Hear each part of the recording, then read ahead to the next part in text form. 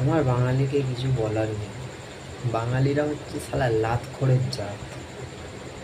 শালা একটা বাংলার মেয়ের সাথে একটা নিজের বাড়ির পরিবারের মেয়ের সাথে এরকম হয়ে গেছে, এখনো নাকি তার কোনো প্রতিবাদ হয়নি।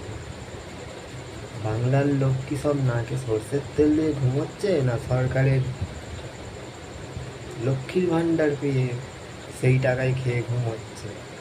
এখন যদি না বাঙালি জাগো, আমি 2 বছর পরে, খুব কষ্ট আছে কপালে। জাগো বাঙালি জাগো, একটা অডিও রেকর্ড আছে, সেটা শোনো, শুনে জাগো। রাত্রি 2টো, ঠিক আছে, আচ্ছা, 2টো অব্দি পেশেন্ট ডেকেছে। আরজি কর। হ্যাঁ, আর্যিকর থেকে ও। বেরোবো। হ্যাঁ, তো আর বলো এবার। বলছি ওটা হয়েছে কি বলতো, ও 2টো অব্দি পেশেন্ট ডেকেছে, ঠিক আছে। রাত্রে দুটো। রাত্রি 2টো, ঠিক আছে। আচ্ছা।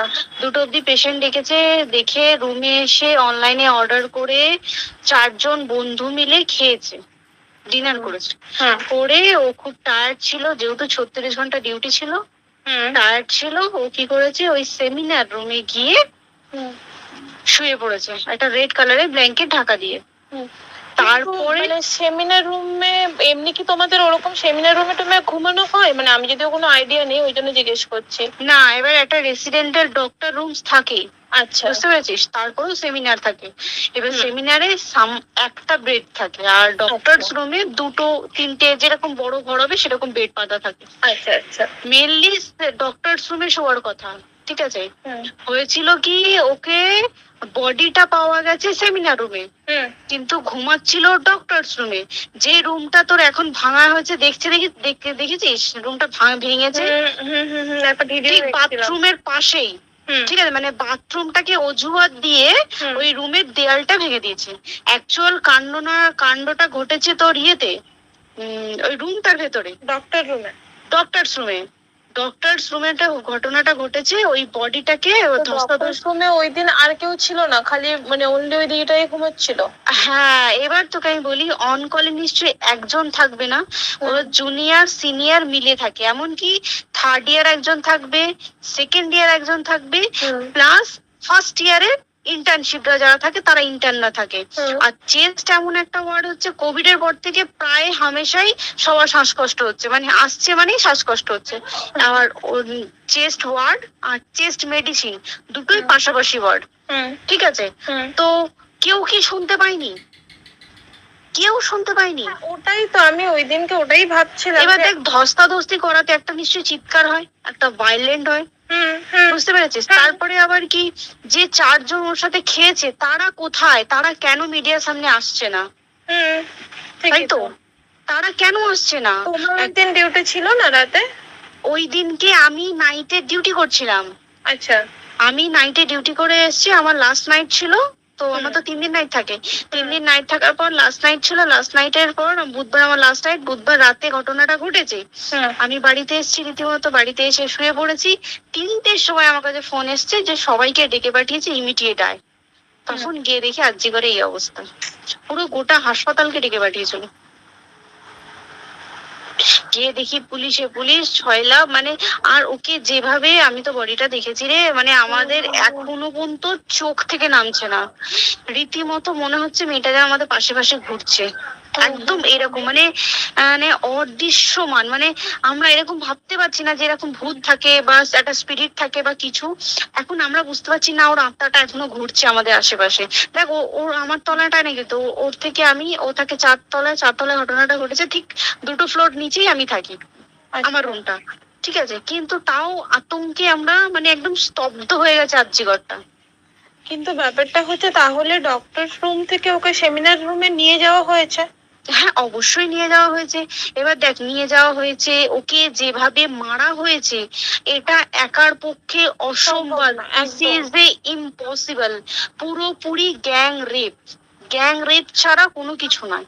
আর শুধুমাত্র রেপ নয়, রেপ হলো, করলো, ছেড়ে দিল, ঠিক আছে, ওকে রীতিমতো মার্ডার করেছে।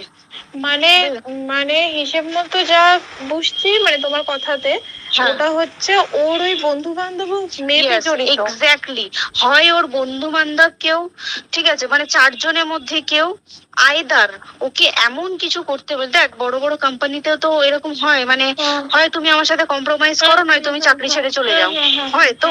হ্যাঁ। এখানেও সেরকম কিছু একটা হয়েছে, যাকে যে ক্রাইম করেছে সেও কিন্তু নর্মাল ডক্টর নয়, কিন্তু সেও একটা ভালো পোস্টে র্যাঙ্ক করছে, বুঝতে পেরেছিস? তবেই কিন্তু পুরো ব্যাপারটাকে হসপিটাল চেপে যেতে চাইছে, পুরো ব্যাপারটা। তাহলে এই সিভিক যে ও কোথা থেকে আসছে?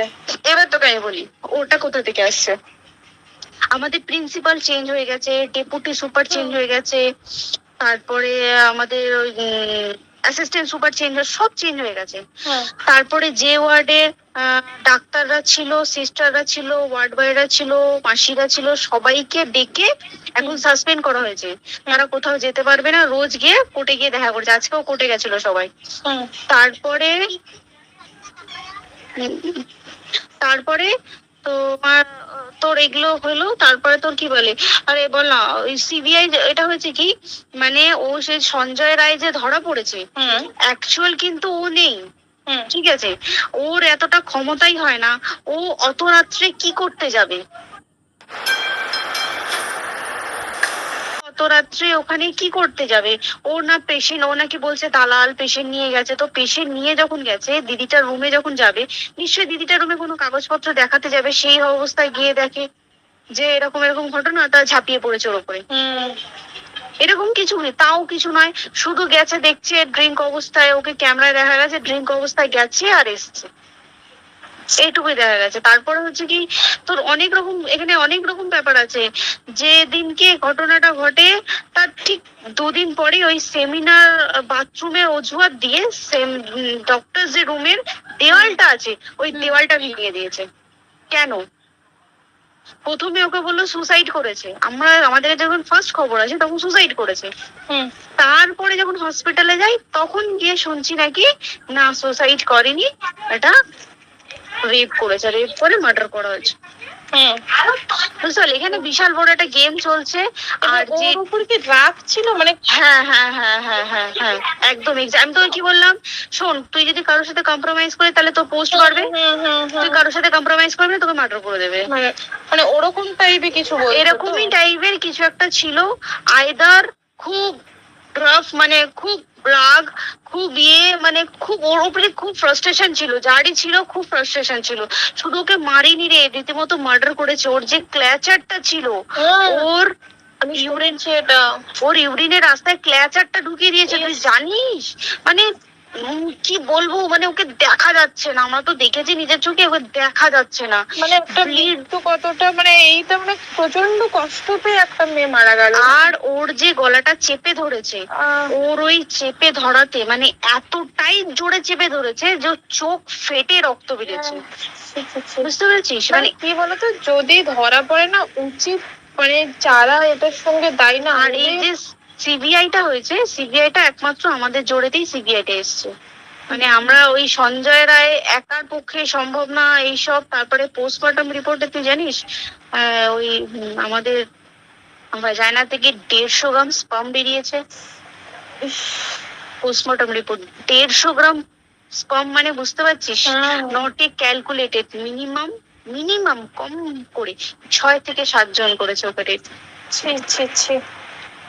ওই জন্যই তো আমরা এতটা বেশি ভাইলেন্ট হয়ে গেছি, বুঝতে পেরেছিস? আর তারপর দেখো, একটা মেয়ে তার কাজের জায়গাতেই ছিল, এমনটা নয় যে রাস্তাঘাটে কোনো বিপদ, তার কাজের জায়গাতেই সেফ নয়। শোন দেখ, বড় বড় কোম্পানিতে কি হয়, রুমের ভেতরে এগুলো হয়, মানে ধর রুমের ভেতরে হলো, যেমন কল সেন্টারে হয়, নাইট শিফটে হয়, এইগুলো একসেপ্টেবল। বাট হসপিটাল হচ্ছে এমন একটা এরিয়া মতো একটা, হ্যাঁ, আরজিকর বলে না, যে কোনো হাসপাতালে কেউ যদি স্ব ইচ্ছায় কারোর সাথে রিলেশনশিপে গিয়ে করতে চায় সেটা আলাদা জিনিস, কিন্তু ঠিক আছে, কিন্তু কেউ কারো বিরুদ্ধে এইভাবে করতে পারে না রে, তুই জানিস না? মানে ওয়ার্ডে দেখ, কম বেশি আমরা সবাই ঘুমাই, কম বেশি আমরা সবাই জেগে থাকি, জেগে তো থাকি, তাতে কি কেউ শুনতে পায়নি?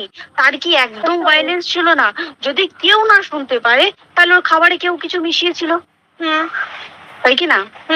সেটাও পোস্টমর্টম রিপোর্টে মানে লিক করছে না যে কেন খাবার ও তো খাবারটা খেয়েছিল, সেটা তো নিশ্চয়ই পেটেই ছিল, পেট থেকে তো বমি করে বের করে দেন, সেটা তো ফরেনসিক রিপোর্টে কিছু বলবে। আর তুই জানিস না দেনার দেন মানে ধর পোস্টমর্টম রিপোর্ট আসতে 3 দিন সময় লাগে, ও যেদিনকে মরেছে ঠিক তারপরের দিনকে বিকালবেলা পোস্টমর্টম রিপোর্ট বার করেছে, মানে বডি বার করো আর পোড়াও। 10 সেকেন্ডের মধ্যে ওর বাড়িতে নিয়ে গেছে, তারপরে বডি পুড়িয়ে দিয়েছে।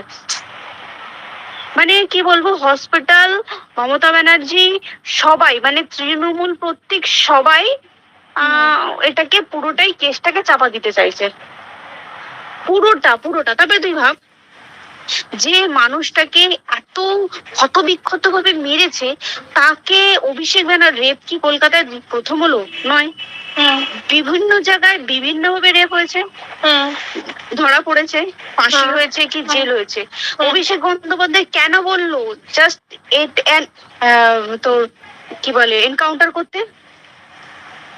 মানে কি সঞ্জয়কে যদি এনকাউন্টার করে পুরো কেসটা চাপা পড়ে যাবে, একদম স্টুডেন্টরা ঠান্ডা হয়ে যাবে।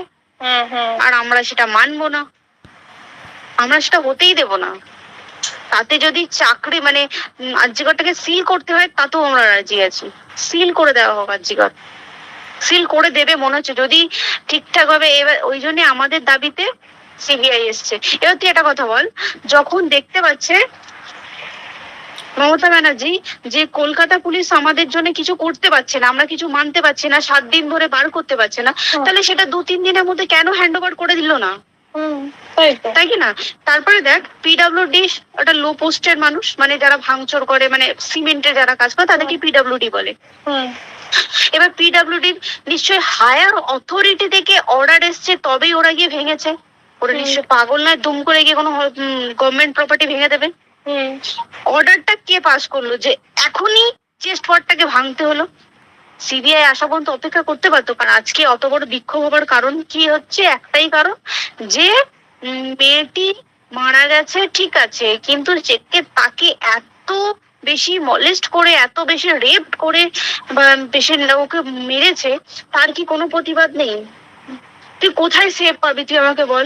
তুই ধর চাকরি ছেড়ে আজকাল সরকারি চাকরি ছেড়ে তুই প্রাইভেটে যাই, প্রাইভেটেও তো তাই একই অবস্থা, একদম প্রাইভেটেও একই অবস্থা। তুই কোনো চায়ের দোকান খুলে বসবি, অনার্সশিপে তুই বসলেও তাও এসে তো হাজার ছেলেরা থাকে, হাজার ছেলেরা টিস করে, তুই কোথায় কি করবি? তাহলে আমাদের সেফটি কোথায়? আমাদের মুখ্যমন্ত্রী মমতা ব্যানার্জি সে একটা লেডি হয়ে তাহলে আমাদের কি সেফটি দিয়েছে? আমাদের কি লক্ষ্মী ভান্ডার দিলে প্রবলেম সলভ? পুরো মাসের আমাদের কি সব খরচা চলে যায় লক্ষ্মী ভান্ডারে? জানি না, আই ডোন্ট নো। মানে আমরা প্রচুর খেপে আছি, প্রচুর। মানে এর বিচার না চাওয়া পর্যন্ত তুই ভেবে চল কি এটা সলভ হবে না। আমরা বিচার নিয়ে আমি 2 দিন ধরেই ভাবছিলাম তোমাকে ফোন করবো, কিন্তু মানে এটা ওটাতে হয়ে উঠছে না। আর তোমাকে তো আমি ওই দিন রাতেই হোয়াটসঅ্যাপ করলাম না, এবার তখনই না আমি ব্যাপারটা অতটা বুঝতে পারিনি। আর আমার তার পরের দিনই ভোরবেলা ডিউটি, আমি সাবধানে থাকিস। আর বলবো না। হ্যাঁ তাই তো, এখন মানে তোমরাও সাবধানে থাকো সবাই। কি বলবো বল, কিছু বলার নেই। দেখ আমাদের মধ্যবিত্ত মানুষরা আমাদের চাকরি করে খেতেই হবে, সোজা কথা, তাই কিনা বল? বাবা এত পুঁজি নেই যে বসে বসে খাবো, ঠিক আছে? সেই মেন্টালিটিও নেই, যদিও থাকে মেন্টালিটিও নেই। হ্যাঁ, এবার পুঁজিতে খাবে। এবার একটা কথা তুই বল, চাকরিটা কোথায় গিয়ে করবো তুই একটা বল? কোন স্টেটে গিয়ে চাকরি করবো তুই আমাকে বল? ওই যেমন মানে এটা হয়তো আমার মা যেমন বাড়ি থেকে 7টার মধ্যে ঢুকে যাও, দিদিকে তো ধরো অনেক রাত অব্দি 9টা 9:30 10টা অব্দি ল্যাবে থাকতেই হয় না। এবার তুই কি করবি বল? কি করবি বলো তো? এখন কিছু করার আছে? দেখ ল্যাবেও তো সব ছেলেরা আছে, ছেলে আছে, মেয়ে আছে, তুই কাকে বারণ করবি? তুই কাকে বিশ্বাস করবি বল? তুই ধর কলিগদের সাথে খেতে বসেছিস, ঠিক আছে, তোর টিফিনটা যদি কেউ চাইলো তুই তাকে না দিয়ে পারবি?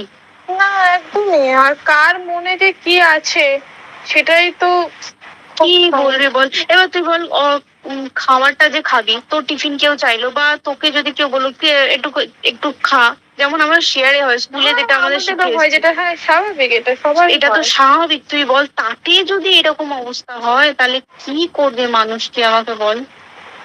আজকেও তো তাই আমাদের দেখ না 11টা থেকে আমাদের তোর ক্যান্ডেল দিয়ে হোয়াইট ড্রেস করে সব শ্যামবাজারে এক করতে হবে। এখন আবার বৃষ্টি শুরু হয়েছে, প্রচুর বৃষ্টি শুরু হলো, কি হবে জানি না। ঠিক আছে গো, টাটা। হ্যাঁ চল টাটা। হ্যাঁ রে বাঙালি, হ্যাঁ রে সনাতনী, তোরা কি জাগবি নি? একবার বাঙালি জাগলে বাঙালির পাওয়ার কি হয় সেটা দেখিয়ে দাও যে বাঙালিরা রেগে গেলে কি করতে পারে। শুধু ক্যামেরার সামনে বলছি, ফোনে ভিডিও ছাড়ছি, ইউটিউবে আপলোড করছি, ফেসবুকে আপলোড করছি, এটা না। জাগো বাঙালি, এখনো সময় আছে। দাঁত থাকতে দাঁতের মর্ম দিতে শেখো, নাহলে দুদিন পরে যখন তোমার বাড়িতেও এরকম হবে তখন তুমি বুঝতে পারবে। এখন যদি না প্রতিবাদ করো, আগামী 2 বছর কোনো দিনও প্রতিবাদ করার মুখই খুলতে পারবে না।